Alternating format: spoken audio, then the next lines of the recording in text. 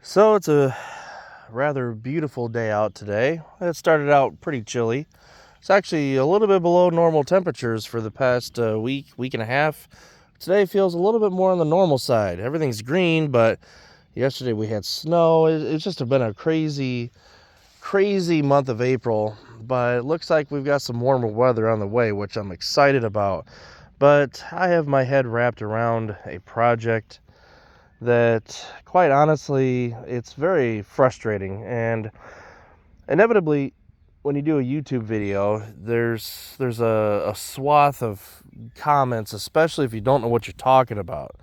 And the thing is I've always learned, at least in the past 12, 13 years that I've actually done YouTube, I've actually learned that you're not born with all the knowledge, and you have to start somewhere. You have to learn somewhere, and a lot of farmers, in particular farmers, they learn from their parents. They watch their parents do what they're doing, or sometimes they just say, hop on the tractor and go, and then you figure it out for yourself. But at any rate, I'm sitting here, standing here actually, and I have this wonderful 3-point log splitter here. This is on loan from a friend, and I am going to be splitting a lot of wood with it. And there's a huge pile there that needs to be split. I've got a lot of trees that are down that need to be cut up and split, etc. This thing is going to get a lot of use. That is when I start using it. So I'll show you the setup. I'll show you my dilemma, and I'm trying to wrap my brain around this whole thing to figure out exactly what is going on here. So this setup here, I don't know what they call this valve exactly, but you've got two lines that go in, two hydraulic lines, and then you actuate back and forth. So when you're splitting your logs, the log goes there, there's the split edge.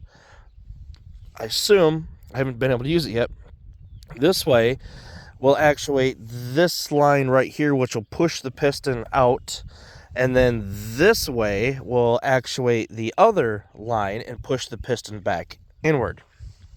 Okay, that would be considered, a double acting cylinder, right? Pretty basic stuff, double acting. And it's controlled here by this valve. So you've got essentially constant pressure, I assume, on one of the two lines. One's a return, one's a power line, and you've got constant pressure on them, and that allows you to actuate this back and forth, and which allows you then allow the piston to go back and forth. So now let's run over to the tractor and see what's going on. All right, so I have the M here. I have the hood off because I just got done rebuilding this carburetor. It's got a complete rebuild, and I'm rather happy with myself. I was able to do it without any real issues. Even the brass sleeves on the throttle, they're all replaced. Everything's new. And it actually does run pretty well, so I'm very happy about that. But I haven't put the hood back on. I was a little concerned that I might have to take the manifold off, whatever. So I just haven't put the hood back on, whatever. It's fine. I did do a lot of cleaning here. Anyway, that's not the point of this video. So here I have what is going to be the future of the hydraulics. So I've posted a few videos on this setup. This is an M. It has an aftermarket 3-point with a double acting cylinder on the 3-point. It has an aftermarket front end loader with double acting cylinders. Obviously, this is, as far as I understand, as far as what I've been told, this is an actual IH front end loader that was made for the M. Obviously an aftermarket thing, but still made for the M. And then along with that is the Christmas tree hydraulic setup. Now I've been having a lot of problems with this valve here. Everything seems to be faulty because I'm only getting power up and gravity down on this. Took everything apart, inspected everything. The seals are in place. Everything seems to be fine, but I'm not getting power down, which is frustrating because that was the whole point in this, is to have, to be able to use double acting cylinders. So anyway, that's fine.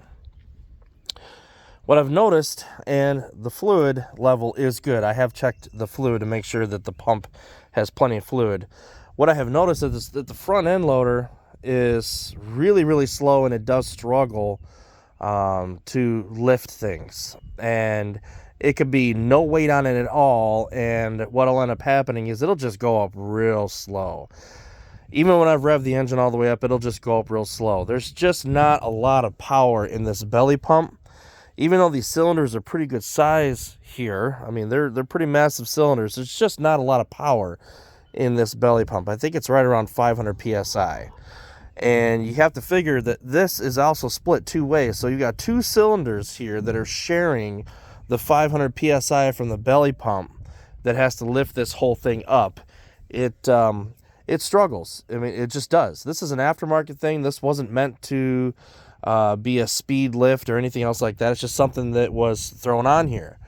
You can go with live hydraulics on the Super M's, or you can modify this somewhere in here. You can modify this to make it stronger, so you can run live hydraulics. You're looking at $1,000-$1,500 or so to add that setup.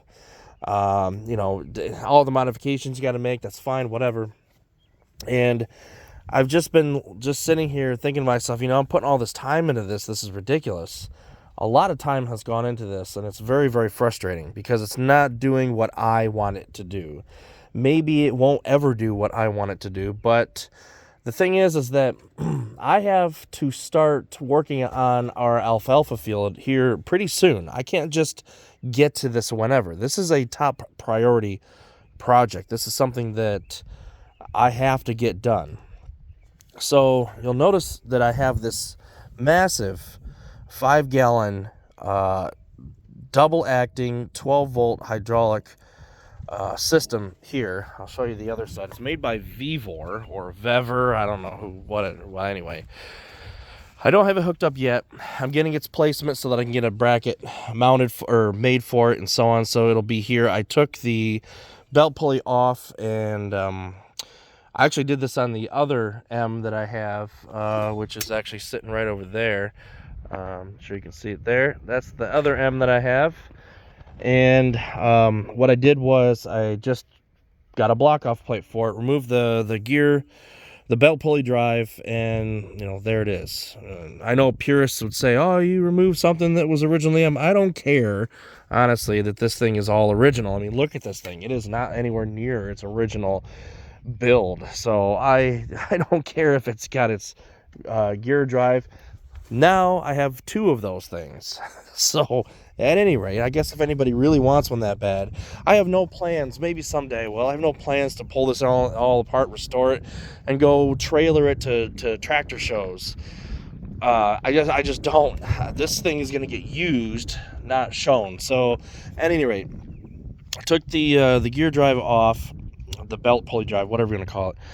And now I've got the hydraulics here, which is a really, really good spot for it, by the way. Now, you might be wondering, well, where the heck are you going to put your battery? Well, I'm relocating the battery to the frame. I took all my measurements. I don't have the battery handy right now, but took all my measurements, and I've got a friend who's going to actually make a battery tray out of angle iron, which I actually have the angle iron right here. Here's the angle iron. Good strong angle iron. It's only got to hold a battery, so it's not like it's holding 200 pounds. It's about, 40 pounds, 50 pounds, something like that. So I'm going to end up mounting the battery right here. And I took my measurements to make sure that this cylinder wasn't going to hit it. So I'm good. Nothing here, no matter how high I raise this or anything else, it's not going to come close to hitting. There's about 1.5 inches of room here to work with. So I'm going to mount it to the frame right here in this area somewhere. And then all I have to do is run a slightly longer positive cable back to the starter. But the negative cable, which is actually right here, will reach perfectly fine. I already mocked it up and it'll reach. The only thing I have to do is get a slightly longer positive cable and then run that to there. So there, now the battery is all taken care of. Plus, I wanted it on this side, and I wanted it mounted here so that I didn't have to travel too far to the 12-volt hydraulics. This is a 12-volt double-acting hydraulic motor, and I needed it to be somewhat close. I didn't want to have it, originally, so this is what originally I was thinking, and I even started drilling the hole, and I thought to myself, you know what, this is kind of stupid. I got to paint over that. But I started drilling my hole, and I'm looking at this like, okay, this is going to be up at an angle, like a 35-degree angle coming out. I'm going to have trouble getting on the tractor. It's already bad enough trying to get on the tractor with all this in the way, and then I'm going to have this big tank here and all this other stuff. Then I got to run hydraulics all through here, and then I got to run power all through here. And it's just like, it was just, I'm looking at it thinking, this is ridiculous. On paper, it looks great, but in reality, it's terrible. So the worst thing about this is actually just relocating the battery. I have the angle iron. I have a friend who's going to weld me the tray, and it's going to mount here, obviously. So I can move the battery there, and it'll be perfectly fine. I mean, yeah, ideally you want your battery all in a nice cover and lid and all this other stuff. And maybe that's something that I will do. I don't know, but for now it's fine. The batteries on these things are fully exposed. You're not going to protect your battery unless you have it inside an actual box. They just sit under here. It is what it is. I don't think that, I don't think it's going to be a problem that it's going to get a little bit rained on. I just don't. So at any rate, that's what I'm doing with that. But I'm trying to get back to the whole hydraulics thing. So if you remember the log splitter, what I'm thinking about doing here, okay, so this is the plan with the 12-volt hydraulics. The 12-volt hydraulics is going to run this divider block. This is a divider block that controls the front end loader, as well as the 3-point hitch. Okay, so you've got the 3-point hitch down here on the bottom, and you've got the front end loader on here on the top, and then you have a valve right here a lever that you go up and down, which will control whichever one you want, not simultaneously, but it'll control whichever one you want, right? So that's perfectly fine. Double acting cylinder here, double acting cylinders there. And this new 12-volt hydraulics puts out, I don't know, something like 2,000 PSI. So let's just say that it's 4 times more than the belly pump, all right? Now, getting all that PSI was not something I was really thinking about, but being able to use these really stout hydraulic cylinders and just get a little bit more power out of them is going to be nice, where it's not going to be just slow. I mean, it's really slow when it lifts, and you can hear the belly pump struggling. It's just the way it is. This thing is lifting 2 cylinders at once. That's a lot to ask for that belly pump, which is normally only lifting 1 cylinder at most. So you've got 2 cylinders that's trying to lift this. I can see where some people have just changed different hydraulics and so on when you're using this, and that's exactly what I'm doing. Being that it's power up and power down, it'd be nice, because if I do happen to get stuck there, this thing is all the way down to the ground, and I still have plenty here. In fact, it goes right to here, so I can go down on the front end another 4 or 5 inches or so. So if I happen to get stuck, what I can do is I can actually lift the front end of the tractor up and then get wood, shove some wood under there or whatever I can do to get myself out. Another thing, one of my neighbors my neighbor who's a good friend across the street, he was actually telling me he's going to do something similar like this. And he is going to use the power down. I guess it's not very common to have power down on your 3-point. You want gravity down. He's going to use his power down for if he gets stuck at the rear, he can get some blocks and just block it up and then power down and lift up the rear end and then, put some wood or something underneath the tires and get himself out. I see where that's a benefit, but I have conflicting reports that it should always be gravity down in your 3-point, never power down. I'm not an expert to ask. So whichever way, I'm not saying one's right or wrong. It's just, I don't know. So that's it. It was plumbed this way, so I'm going to assume that that's the way they designed it. So anyway, this 12-volt hydraulics is going to control the 3-point hitch as well as the front end loader. Okay, so that frees up the belly pump completely. The reason that I have to do this is because I have no way to control my implements. I have to start plowing here pretty soon.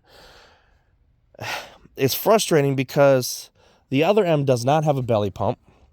This M does, but the problem is that I have no access to the belly pump hydraulics for a standard implement. You've got these two valves here, and I could add some quick connects there and just remove it and then, use the quick connects. The problem with that, I'll tell you honestly, I would always have pressure on the front end loader, okay? Always. Because this thing, when it's down, even when it's down to the ground, there's still pressure on it because it's not completely down to the bottom of its cylinder. It still has, like I said, about that much to go before it's down. It actually goes below the tractor tires themselves. So the problem is that I'm going to have to lift this up just so that I can move. Otherwise, it's going to be dragging on the ground. So there's always going to be power, or there's always going to be pressure on the quick connects. Always. There's always going to be pressure. So I'm going to be disconnecting them, that's fine, but then I'm going to have a hell of a time trying to reconnect them because there's going to be pressure on these two cylinders here because of the weight, because I'm going to have it up, a good foot or so that I don't, dig into the ground when I'm plowing or whatever. So that's going to make that a little bit more difficult to deal with. I've heard that you can get, again, I am not an expert. I don't know hardly anything about hydraulics, but I've heard that you can get like a valve that will take the pressure off. I don't know. I just see people normally just take, the hydraulic whatever and just bang it up on a piece of metal or something, or like here, and then that releases some of the pressure. But you know how much how much hydraulic fluid I would lose if this thing is up a foot and I'm doing that until the thing goes down, until there's no pressure on it. I mean, it's stupid. It's not going to work. So if there's some other idea you've got, that's fine. But basically what I'm trying to do is I want to get rid of this Christmas tree completely. I want to get rid of it, just gone. And I want to be able to run the hydraulics standard from here. This is the hydraulic power. So, you've got, this is essentially powered down, so it allows pressure down, and then halfway is neutral, so this would be your neutral side here, and then fully back is your power up. This is being pushed over a little bit by this tank, but I'll get it all situated. But I want to get rid of this and go back to a standard setup so that it runs the hydraulics like normal. So this is the neutral position here.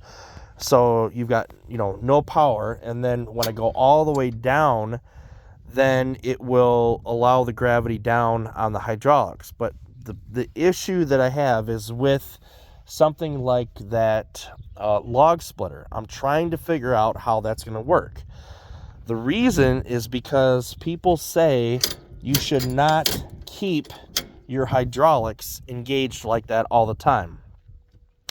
So here I'm going to be splitting wood, and the hydraulic pump is going to be running constantly, and it's going to be splitting wood back and forth, back and forth, back and forth. And I've been told that it's not a good idea to have your hydraulics running constantly on these belly pumps. It's not like a live hydraulics setup. This is completely different. So I've been told that. So I don't know, number one, if that is actually a problem. Number two, I don't know, because the pressure is going to be coming out of this side, and then the other side, which is one of the two valves over here, I think, if I remember correctly, this front one here is it's like a fast down. I guess if you had, I don't know what they call it, a cultivator, something, I don't remember what it is called. Please believe me, I'm not good at this. This one is the one that you use for like the front section of hydraulics goes down first, or comes up first, I believe, or goes down first, whatever.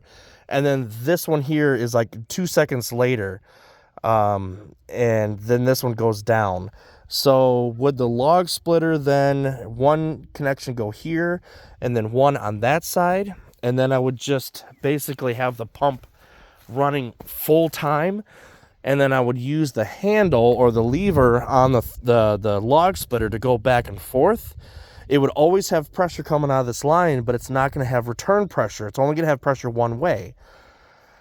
So I don't know, and I'm learning. I'm trying to figure this all out. I already know that I'm going to be doing the 12-volt hydraulics. I'm already getting it set up.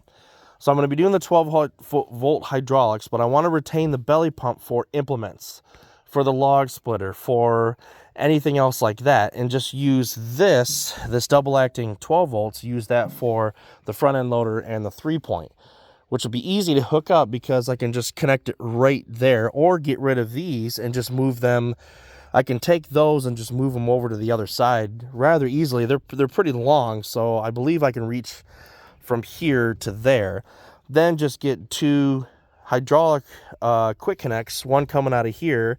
The other side already has the quick connect, so I would just need one. In fact, I think I've got one from the other tractor. I would just have a quick connect here, and then what's the deal with, of course he's going to start talking now. What would be the deal with this? Because this, as far as I understand, going this way, all the way is power down or gravity down.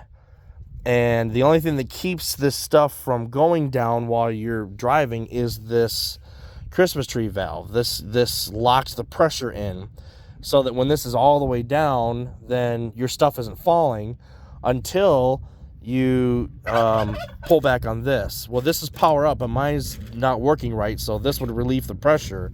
And then when I go all the way back like this and pull back, then I've got pressure up. So that's what I'm trying to figure out, so that I can use that log splitter. That's what I'm trying to do. I need to be able to use the hydraulics like a log splitter. I just need to be able to do that. So, and I need to be able to use regular implements. I have got that plow that's sitting out in the garden that I need to get out of there. I need to use regular power up, gravity down implements, and I don't have any more room. And I don't know if you can get an extra block or whatever. And I don't want to complicate things so bad. I basically just want to get rid of the Christmas tree because it's not working. Replace the Christmas tree with this for both the front end loader and the 3-point. And then go back to a standard M belly pump for my implements, as well as something like a log splitter that has the valve that goes back and forth. I have seen on tractors where they have this standard setup here, no Christmas tree, and then they mount, like up here in this area, the valve that goes back and forth. So I assume it's very, very similar to that, but I really don't know, and that's why I'm asking. So I'll need your help with that, and I do appreciate the help. This has been a long video. None of this is done. This is all, I'm just mocking it up so I know approximately where I got to put it, so I can get a bracket made for it so it's secure there. It's not going to be bouncing around. I mean, there's going to be 5 gallons of hydraulic fluid in here, so I don't think it's going to be bouncing around that much. But even still, I'll probably put a couple of blocks up underneath here so that the gas tank will keep it from going anywhere. I'm going to get an actual strap for this. This is just temporary so that I can get it in position and make my measurements without it bouncing around. So that's what I'm doing right now. That's what I'm trying to figure out. The tractor is the best thing that we've ever gotten so far, and I absolutely love the front end loader. I love the 3-point. It's awesome to have both. I just need to be able to use regular implements, as well as, like on that log splitter, the valve going back and forth. So I've got power in, power out. Because I cannot use the 12-volt hydraulics with that, because I would have to be pushing the button to activate the hydraulics and then also at the same time activate the lever. It ain't gonna work that way. So anyways, hopefully someone out there knows what I'm trying to do. Maybe there's a better way, but I know 100% sure I'm gonna be using this to power the front end loader and the 3-point. Beyond that, I'm not 100% sure about this yet. So that's where I need the help.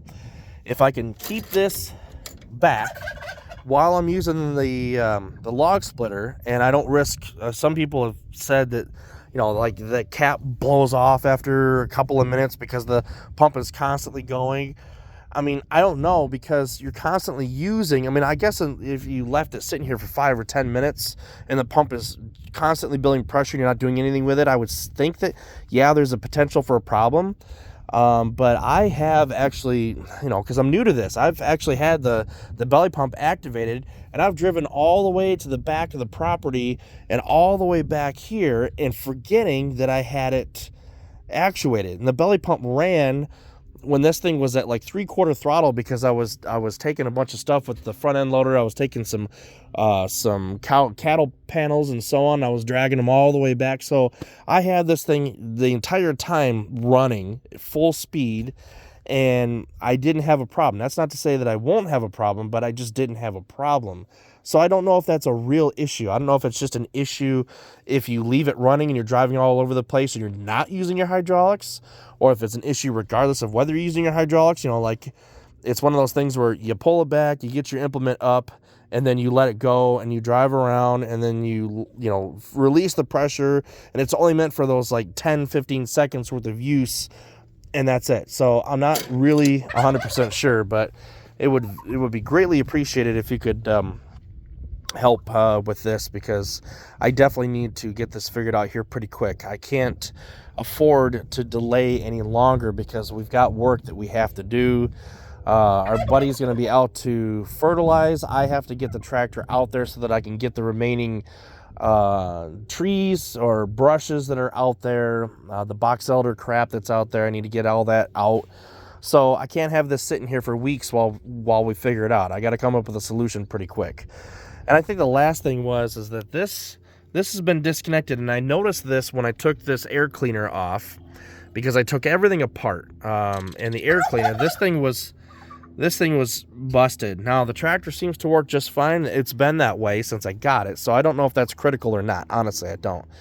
So I guess someone can chime in and let me know if that's an actual problem. But at any rate, love this tractor.